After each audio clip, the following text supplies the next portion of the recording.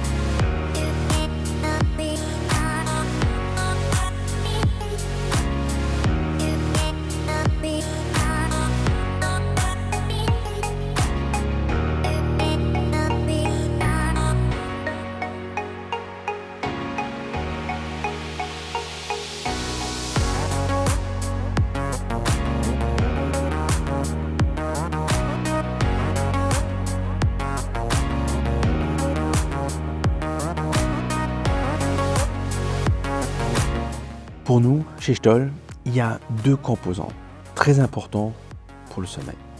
Le premier composant, c'est le matelas. Le corps, il constitue la base la plus importante d'un sommeil réparateur. L'autre élément n'est pas moins important, mais souvent négligé, notre bien-être mental. Ce n'est que lorsque le corps et l'esprit se reposent la nuit qu'il est possible de trouver un équilibre sain dans la vie. Si vous passez une mauvaise nuit, vous passerez une mauvaise journée. Des études ont montré que le risque d'accident est multiplié par 12 si vous dormez moins de 4 heures par nuit. Mais pourquoi? Notre corps fonctionne encore plus ou moins comme aux temps anciens, en tant que chasseur et cueilleur, où un bruit inconnu dans la forêt était parfois un prédateur et où il fallait se défendre rapidement ou s'enfuir. Dans ces moments-là, la réaction de lutte ou de fuite s'est déclenchée. Et dans ce mode de survie, il se passe beaucoup de choses dans le corps.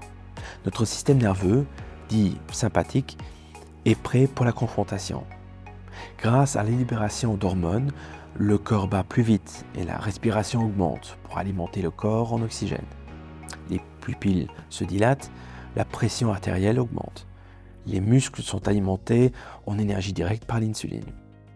En bref, tout ce qui était avantageux en ce cas de confrontation ou de fuite dans le contexte préhistorique est en fait presque toujours une réaction excessive dans notre monde moderne relativement sûr. Mais en ce sens, nous n'avons pas évolué plus rapidement que notre environnement. Pourquoi ce problème se pose-t-il aujourd'hui? Parce que chaque appel téléphonique, chaque message WhatsApp, chaque email, chaque bruit alarmant, soit de voiture ou autre, remet notre corps dans ce mode de combat ou de fuite. Chaque fois qu'on entend de tels signes d'alarme de quelque part, le système nerveux sympathique libère des messagers tels que la dopamine et met ainsi le corps en état d'alerte. Le plus délicat dans tout cela est que la partie de notre cerveau utilisée pour la pensée logique et les tâches complexes, le cortex préfrontal, est adaptée à notre monde moderne avec ses distractions. Mais pas les parties les plus anciennes du cerveau, telles que le cervelet, également connu sous le nom de cerveau reptilien. Dans tous ces cas, le corps est mis involontairement et inconsciemment en mode de combat ou de fuite, et se prépare au pire, sans que nous nous rendions compte. Et quel est le résultat? Le stress. À cela s'ajoute la pression des échéances et toutes les pensées négatives que nous avons pour les situations qui peuvent se présenter à nous. Une visite chez le médecin, un examen que vous devez passer la semaine prochaine, une conversation avec votre patron qui n'est pas content, un projet que vous devez finir, une facture que vous attendez à la fin du mois. Toutes ces inquiétudes ne font qu'amplifier notre stress, même si, la plupart du temps, nos pensées sont plus dramatiques que la réalité. Déjà, le philosophe Lucius Seneca disait « Nous souffrons plus souvent en imagination qu'en réalité ». Mais néanmoins, elle contribue au stress. Qu'est-ce que cela a à voir avec le sommeil? Si le corps est constamment en état d'alerte et qu'une partie du cerveau pense que l'on est sur le point d'être attaqué par un danger, même s'il est imaginaire, alors le corps ne peut pas se calmer. D'importants processus biochimiques se déroulent, mais pas comme ils sont censés de le faire. Les hormones ne sont pas sécrétées ou sont produites de manière excessive. La mélatonine en est un exemple. Ensemble avec l'adénosine, la mélatonine est probablement l'hormone la plus importante pour réguler le rythme circadien, qui nous rend fatigués ou éveillés. Lorsque vous êtes suivi par un prédateur, il n'est pas vraiment approprié à ce moment-là de faire une petite sieste. Ainsi, dans une telle situation, à l'époque préhistorique, le corps ne produisait pas de mélatonine, afin de ne pas se fatiguer. Dans une situation de danger, de mort, assez logique, mais de nos jours, contre-productif. Pourquoi notre sommeil est-il affecté? Le sommeil est notre phase de régénération. C'est là où le corps peut se régénérer et que le cerveau effectue un travail considérable. Par contre, ce qui est exactement fait par le cerveau durant notre sommeil reste toujours encore un mystère pour la science. Nous en savons déjà beaucoup sur les phases du sommeil, les sécrétions hormonales et les changements mesurables dans le corps. Mais nous ne savons toujours pas, par exemple, pourquoi nous rêvons. Ce que l'on sait en revanche, c'est que le manque du sommeil peut être une torture non seulement physique, mais aussi mentale. Le manque de sommeil est directement lié à des problèmes de santé chroniques, tels que les maladies cardiaques et rénales, l'hypertension artérielle, le diabète, l'obésité, les migraines et les accidents vasculaires cérébraux. Et il ne s'agit là que du résultat physique direct, sans tenir compte de l'inconfort et la simple sensation de fatigue. À long terme, l'anxiété et la dépression sont le résultat de la privation du sommeil. Pour vous faire prendre conscience de l'impact du sommeil sur notre corps, il existe une étude intéressante de l'Institut de recherche biomédicale de Los Angeles, dans laquelle les scientifiques ont trouvé un lien direct entre la durée de sommeil et le volume des testicules des hommes qui ont participé à l'étude. Vous trouvez le lien ici en bas. C'est étonnant de voir comment le manque de sommeil peut avoir un effet aussi direct sur un organe. Nous savons maintenant pourquoi le stress affecte le sommeil et qu'est-ce que ça a à voir avec nos... Mais la question demeure, que pouvons-nous faire à ce sujet? En dernier, mais vraiment dernier recours, je vous propose un spray à la mélatonine. Selon les dernières découvertes, il n'y a pas de danger direct d'accoutumance, mais je ne l'utiliserai que en cas de décalage horaire ou très occasionnellement. Si cela ne suffit pas, consultez impérativement un médecin. Puis, nous venons à ma grande confession. Oui, moi aussi, j'ai eu mes problèmes de sommeil dans le passé. Mais ça n'avait rien à voir avec le matelas. Grâce à ma propre expérience, j'ai pu me faire une idée de ce qui aide et ce qui n'aide pas. J'ai également participé à une formation du coach du sommeil pour connaître l'impact du stress sur le sommeil.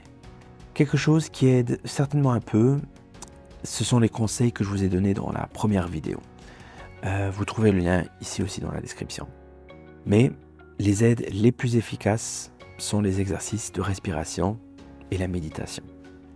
Il y a certainement maintenant l'une ou l'autre personne qui va me rouler les yeux, mais je vous promets que ça va vraiment vous aider. Ce que vous pouvez faire avant d'aller coucher, c'est par exemple faire la respiration en boîte, le box breathing. Vous pouvez vous allonger dans votre lit ou simplement vous asseoir quelque part. Fermez tranquillement les yeux et concentrez-vous sur votre respiration. Ensuite, il est important d'inspirer par le nez et d'expirer à nouveau par la bouche. Laissez-moi vous montrer. Maintenant, on compte jusqu'à 4 en inspirant, Puis, on retient l'air et on compte jusqu'à 4. Puis, on expire par la bouche en comptant jusqu'à 4. Et après, vous retenez le souffle en comptant jusqu'à 4. Suivez-moi.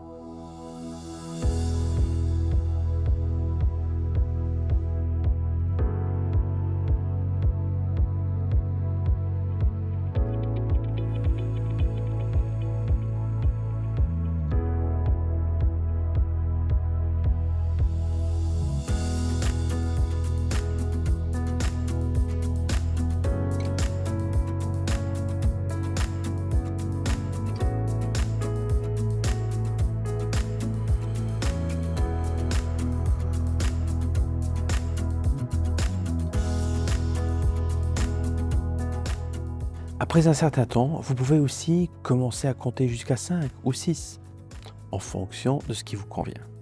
Mais ne forcez rien.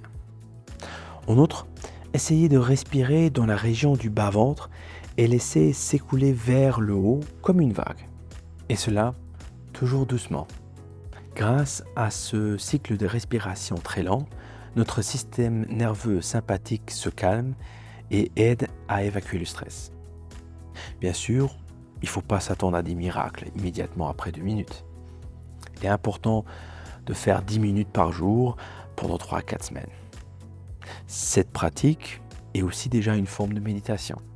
Lors de la méditation, il ne s'agit pas de penser à rien. C'est souvent un préjugé de la méditation. Non, il s'agit de se concentrer sur soi-même et non ce qui sera demain ou ce qui pourrait être ou différentes choses. Mais simplement d'essayer de ressentir ce que vous ressentez.